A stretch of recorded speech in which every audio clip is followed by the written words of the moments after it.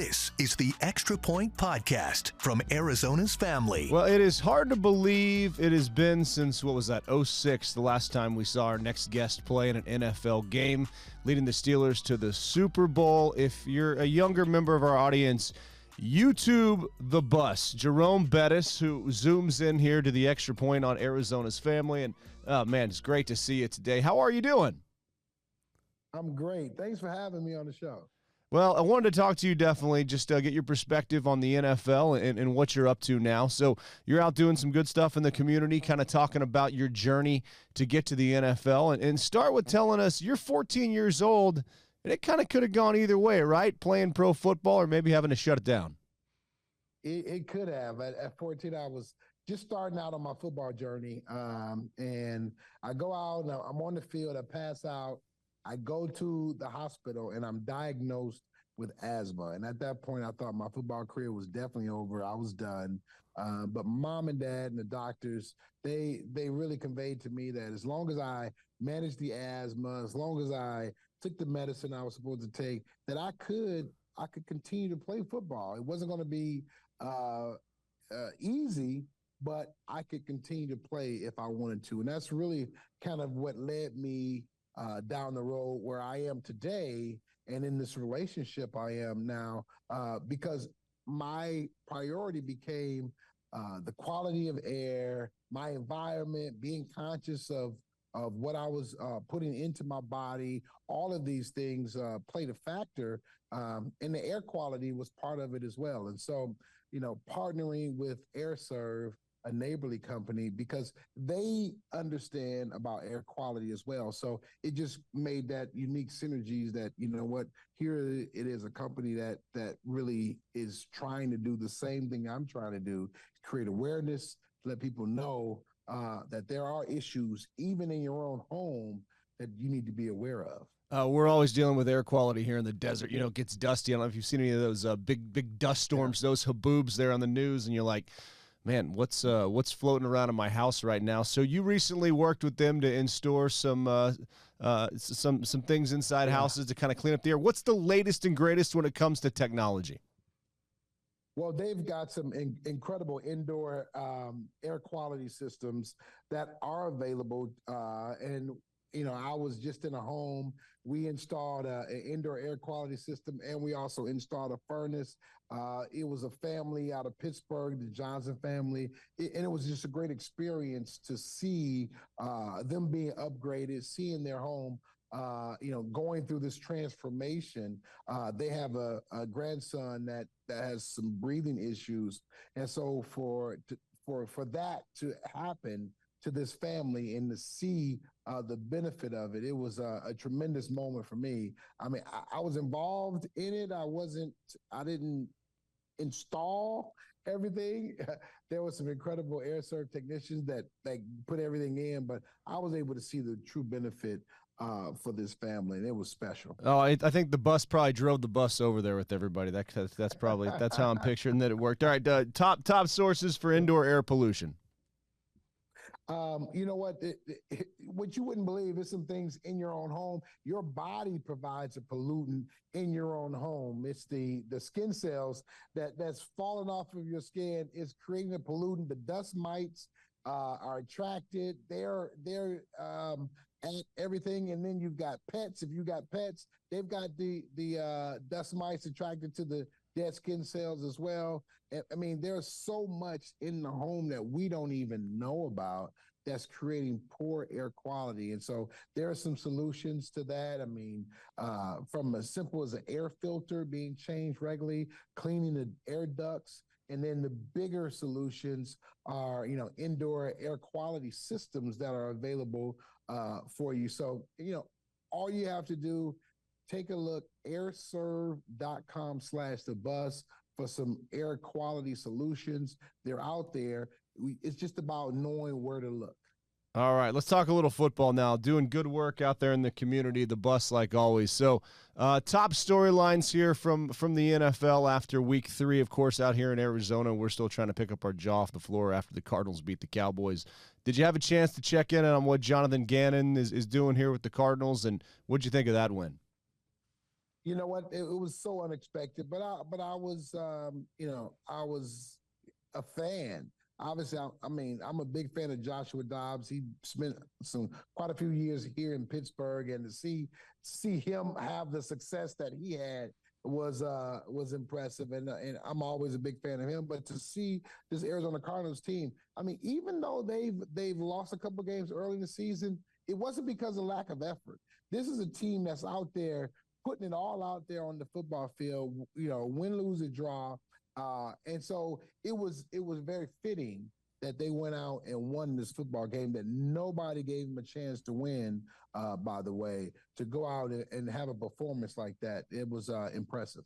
How challenging would it be if, say Ben Roethlisberger went down back in the day and you got a new quarterback after the last preseason game? I think Josh Dobbs had 6 practices with this Cardinal team. How unlikely is it? I mean, I'm still trying to wrap my head around that he didn't even know some guys' names in the huddle as he got ready for week 1. Yeah, it was an extreme experience for him. But I think what you have to understand, it wasn't something that was unfamiliar to him. If you go back a year earlier in the playoff game with I think the Tennessee Titans, he comes in and has to play like immediately without really knowing much of anything. So he's had some experience.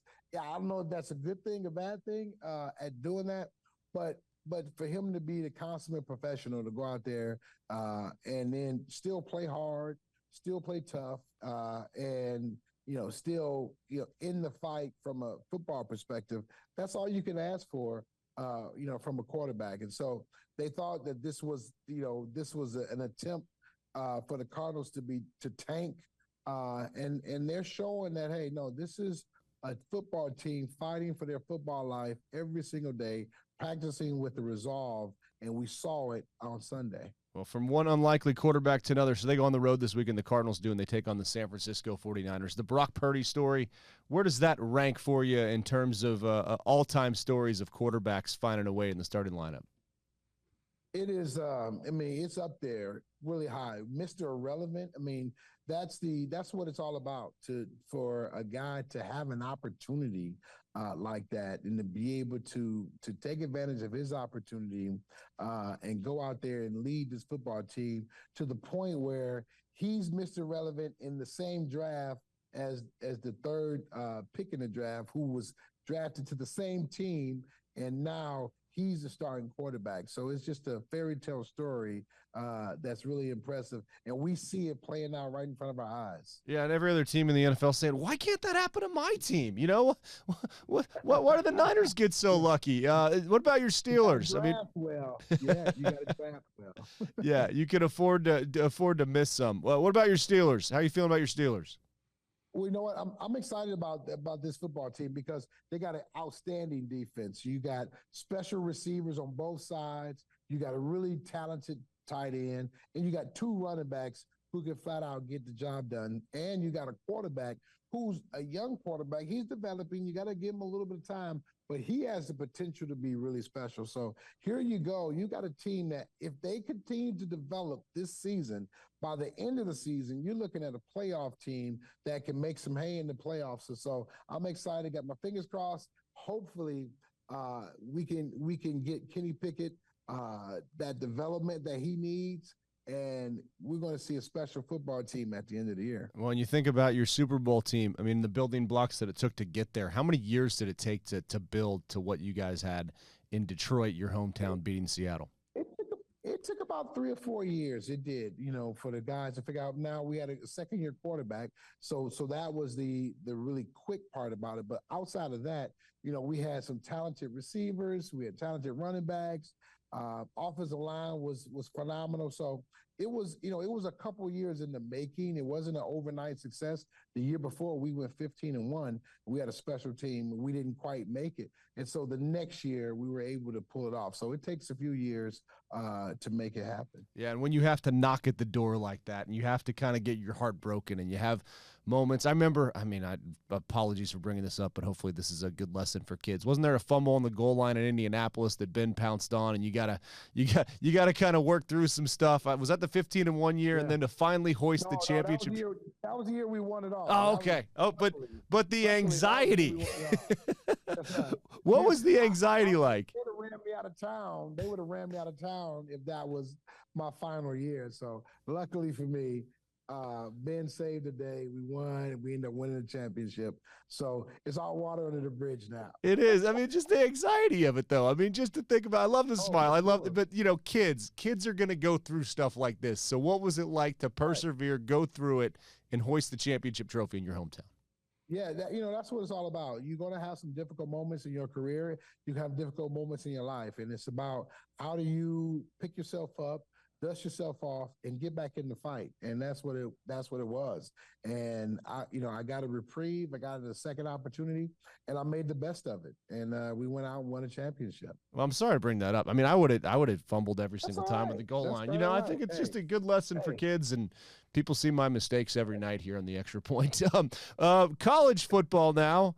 You talked to Lou Holtz this week at all? What him and Ryan Day, they got a little dust up.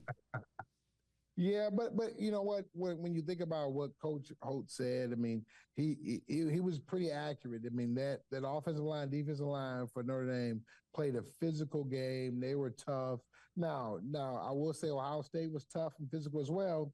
And Ohio State did the necessary things to win the football game at the end. So you cannot dispute that. But Coach said that Notre Dame was going to be the most physical team, and I think he was correct with that part. Awesome. Well, hey, we appreciate the football perspective here. We appreciate the perspective on trying to get the air healthy. And next time you're in Phoenix, we hope to see you with a golf club in your hand once again.